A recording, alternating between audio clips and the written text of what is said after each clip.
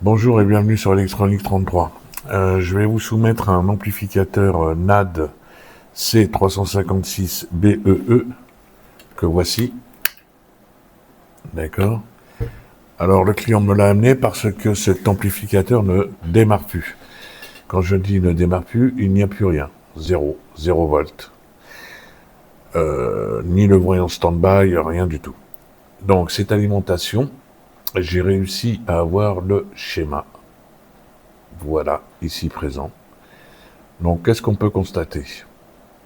C'est une alimentation linéaire, mais, attention, nous avons une petite alimentation en découpage, très importante celle-ci, puisque c'est elle qui fournit le stand-by et qui va activer le relais pour que le 220 volts puisse passer.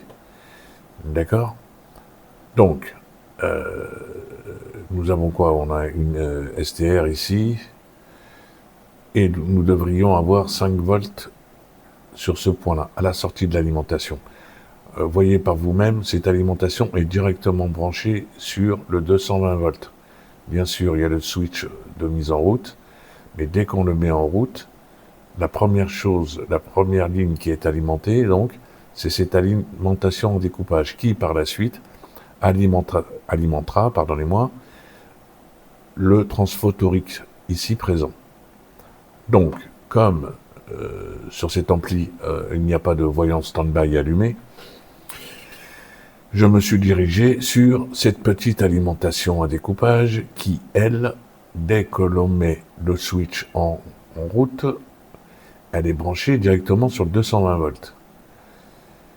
Bien, cette alimentation fournit le 5 volts au stand-by pour que, quand on appuie sur le bouton, eh bien, par l'intermédiaire de ce transistor, elle actionne le relais, qui lui actionne le 220 volts pour le transformateur. Bon, je ne vais pas... j'ai vérifié cette alimentation. Elle est ici, présente, voilà. Donc j'ai vérifié cette alimentation. Le défaut que j'ai pu constater, je reviens sur le schéma, voilà, c'est que cette diode ici, la D535, était en court-circuit. Donc, ce qu'on va faire, c'est qu'on va la changer, et ensuite, on fera le test en direct. À de suite après le changement de la diode. Merci. Bien, je reviens vers vous au sujet donc du changement de la diode sur la carte alimentation, le stand-by. Donc, comme je vous l'avais dit auparavant, on n'avait pas de stand-by, donc ça ne pouvait pas démarrer. Maintenant, on peut constater que l'ampoule stand-by est allumée, en orange. Je vais appuyer sur le bouton ici. Voilà. Et normalement, si on peut voir quelque chose, oui, on voit les voyants bleus ici se mettre en route. Le relais. Je vais me taire et vous allez entendre les relais s'allumer. Écoutez.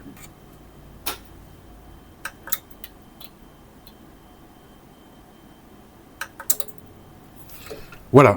Donc, pour finir, là, on revoit la carte installée ici sur l'appareil, bien entendu.